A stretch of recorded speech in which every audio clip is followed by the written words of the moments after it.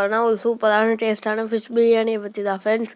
வாங்க வீடியோக்குள்ளே போகலாம். இந்த வீடியோ பிடிச்சிருந்தா லைக் பண்ணுங்கள், ஷேர் பண்ணுங்கள், மறக்காமல் சப்ஸ்கிரைப் பண்ணுங்கள். மீன் பிரியாணி செய்ய தேவையான பொருட்களை வீடியோவில் பார்த்து தெரிஞ்சுக்குங்க. முதல்ல பிரியாணிக்கு மீனை ஃப்ரை பண்ணிக்கணும். அதுக்கு மசாலா ரெடி பண்ண போகிறேன். கார்ன்ஃப்ளவர் மாவு சின்ன ஸ்பூனில் 2 ஸ்பூன் சேர்த்துக்கிறேன். கொஞ்சமாக உப்பு சேர்த்துக்கிறேன். மிளகாய்த்தூள் 1 ஸ்பூன் போடுறேன். ஃபிஷ் ஃப்ரை மசாலா அதுவும் கொஞ்சம் 1 ஸ்பூன் சேர்த்துக்கிறேன். மஞ்சத்தூள் கொஞ்சமாக ஆட் பண்ணலாம். இப்போ எல்லாம் மிக்ஸ் பண்ணி ஃபிஷ்ஷை போட்டு நல்லா கிளறிட்டு ஒரு 15 நிமிஷம் ஊற வச்சா போதும். இப்போது மீனை வறுக்கிறதுக்கு மசாலா ரெடி பண்ணியாச்சு. மீனை வறுத்து எடுத்து தான் பிரியாணி செய்யணும். வறுக்காமல் செஞ்சோம்னா குழ குழன்னு ஆகிடும் மீன். அது இல்லாமல் முள் தனித்தனியாக நிற்கும். இப்போ மீனை வறுத்து எடுத்துக்கலாம்.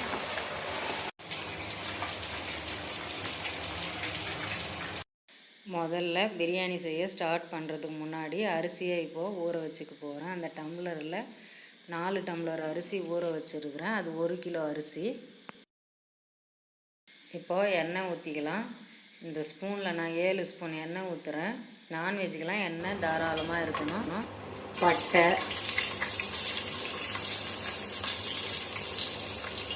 லவங்கம் ஒரு 6-7 போடணும். பிரிஞ்சி இலை, ஏலக்காய், பச்சை மிளகாலாம் நல்லா வதங்கிடுச்சு. வெங்காயத்தை போட்டுக்கலாம்.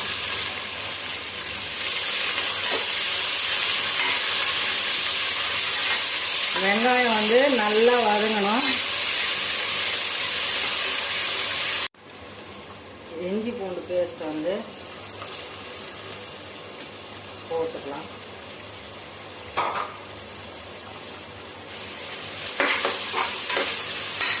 போடலாம்.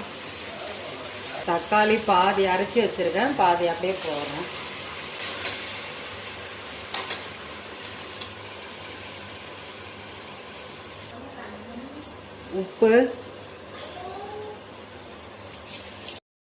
உப்பு சேர்த்து பிளேட் போட்டு மூடி வைக்கணும்.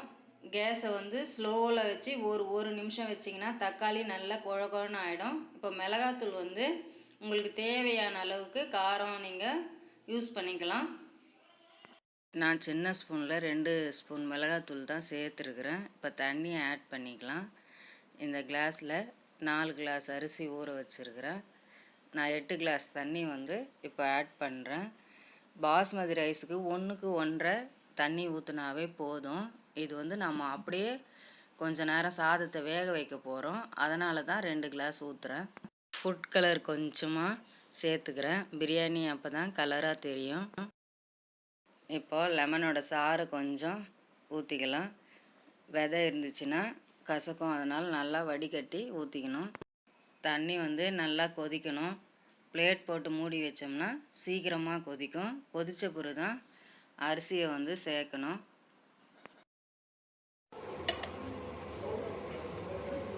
நெய்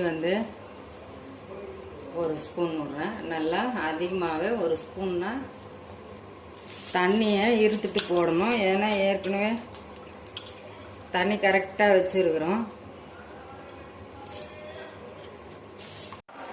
மீனை 2 லேயராக போடணும். இப்போ கூட உப்பு காரம் செக் பண்ணி பார்த்துக்கலாம்.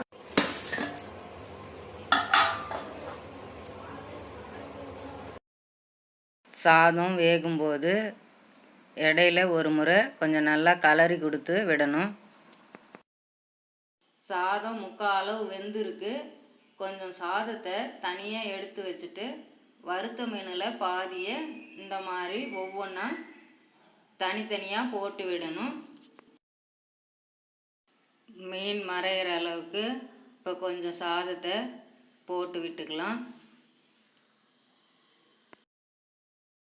திரும்பவும் மிச்சம் இருக்கிற பாதி மீனை ஒவ்வொன்றா அந்த மாதிரி சேர்த்துக்கணும்.